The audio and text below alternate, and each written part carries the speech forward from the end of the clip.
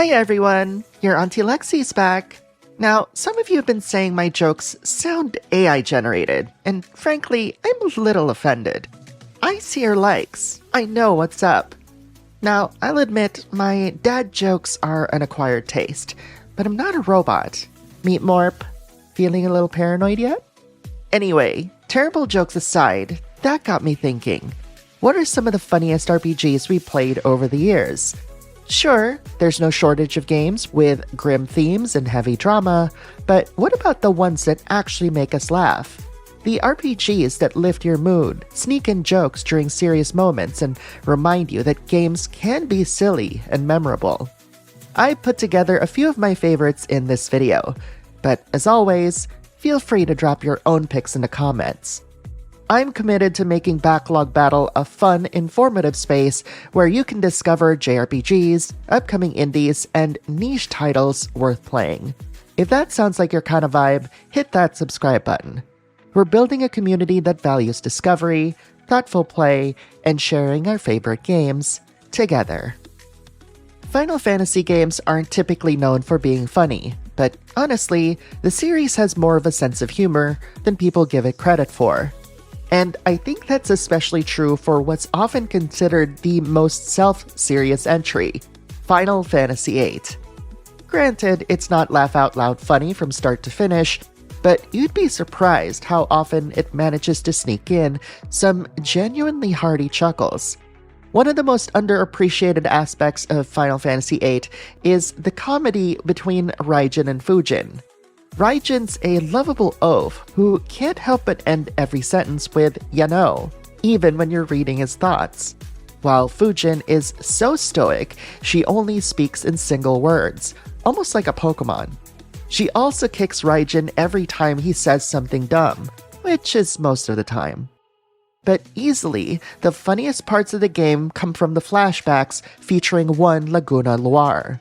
Laguna is this adorable goofball who's constantly stumbling into trouble, dragging his friends along with him, and just being a well-meaning dingus the entire time. I'd actively look forward to them, just to spend more time with this silly little guy and laugh at whatever nonsense he got up to next. You can experience Final Fantasy VIII in its updated form through the Remastered Edition, available now on PS4, Nintendo Switch, Xbox One, and PC. I've been trying to find the right moment to gush about South Park: The Stick of Truth for years, and thanks to this video, I finally get to sing its praises. Simply put, it's one of the funniest RPGs ever made, especially if you love fantasy. It's a perfect blend of loving parody and razor-sharp satire, poking fun at tropes across video games, movies, and pop culture. While the game mixes Western and Japanese RPG styles, once you reach Canada, it straight up turns into a JRPG. That level of self-awareness is what makes it so brilliant. It knows exactly what it's doing, and leans into the absurdity without hesitation.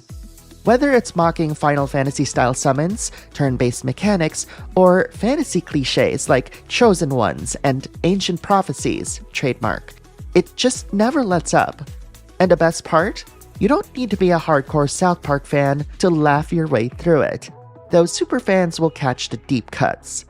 Nonetheless, much of the humor is universal, in that crude, clever, and genuinely laugh-out-loud funny way that South Park does, especially in how it breaks the fourth wall and pushes its own boundaries. If that sounds like your jam, it's available on PS4, Xbox One, Nintendo Switch, and PC. When it comes to lighthearted RPGs, Rhapsody, a musical adventure, easily tops the list. And yes, I actually did make that list a few weeks ago. What I didn't get into then is how hilarious this game is. At first glance, it charms you with its sugary sweet visuals and fairy tale setting, but that's exactly how it gets you. The comedy sneaks in from left field, catching you off guard with gags that land harder precisely because of how gentle everything seems.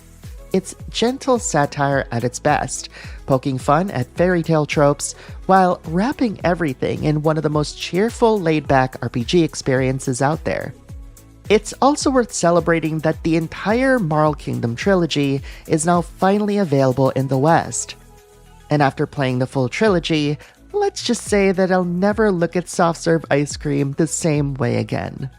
If you're looking to start with the first game, Rhapsody, a musical adventure, is included in Prinny Presents NIS Classics Volume 3, alongside Lapocel Ragnarok, which is a tactical RPG set in the same universe. You can grab the bundle digitally on both Switch and PC. What initially drew me into Radiata Stories was its charming visuals and action-based combat system. I went in expecting something pretty traditional. You know, a story about swords and sorcery where I'd smack around some monsters with my big anime sword. And while I did get that, I also found it to be one of the most charming and hilarious action RPGs on the PS2. The comedy writing in Radiata Stories is surprisingly sharp. I laughed out loud multiple times just from the dialogue alone. But what really got me snorting was the kick mechanic. The protagonist, Jack, can kick anything and anyone in nearly the entire game, and it rarely gets old. Some NPCs try to ignore you, others get annoyed, and a few will yell or even start a fight over it. There's even this one old man at a ridiculously high level who will absolutely mop the floor with you if you kick him early on.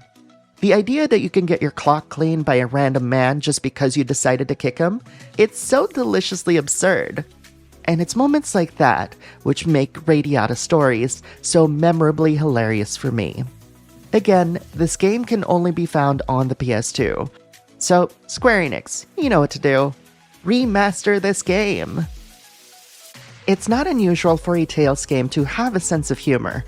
After all, the series is known for its skits, and plenty of them are designed to get a laugh out of the player. That being said, I really felt like Tales of Graces F is the most consistently funny game in the series. While other entries sprinkle in humor as a bit of comic relief, this one had me grinning constantly at the silly antics these little goobers would get up to. Whether it's Sophie comparing a peach to cherry as butt, or Pascal obsessing over eating too many bananas, the game had me giggling more often than not. Sometimes, even post-battle, you'd get these little bonus interactions like Asbel trying and failing to get the team to sync up their victory quotes, or Sophie being too innocent to realize that jokes aren't meant to be taken literally. It's stuff like that that really made me fall in love with this cast. They didn't just feel like another JRPG party trying to save the world. They felt like a bunch of friends who loved each other, and who weren't afraid to act ridiculous just to make their buddies laugh. If you're ready to join in on the chaos, the remastered version of Tales of Graces F is available on PlayStation and Xbox platforms, Nintendo Switch, and PC. While Grandia is best known for its legendary combat system, it also has a playful sense of humor that gives the adventure its charm. On the surface, it's a coming-of-age story full of ruins, airships, and ancient secrets, but it's the cast that brings the heart. Justin's endless optimism, Sue's sass, and the quirky townsfolk all inject levity through witty dialogue, exaggerated expressions, and light situational comedy. The humor is subtle but effective, often catching you off guard between big story beats. The combat itself was groundbreaking at the time, a hybrid of real-time and turn-based systems that emphasized timing, interrupts, and movement. It's fast, strategic, and still feels fresh decades later. And that energy matches the game's lighthearted tone perfectly. If you're ready to dive in, Grandia is available on PlayStation and Xbox platforms, Switch, and PC, as part of the Grandia HD collection, along with Grandia 2. A wise person once said that humor is the spice of life, but it's clear that they've never played these hilarious RPGs. Got any deep cuts that always crack you up? Drop them in the comments. And yes, I see you, Disgaea fans. Want to keep the conversation going? Join our Discord at dsc.gg/backlogbattle. We're probably already talking about this video and celebrating each other's wins, gaming or otherwise. And if you want to go even deeper, You can get early access to videos and support a trans woman making content in the gaming space over at patreon.com/backlogbattle. There aren't many of us doing what we're doing out here, so your support means more than you know. Thank you very much for watching, and I'll see you in the next video.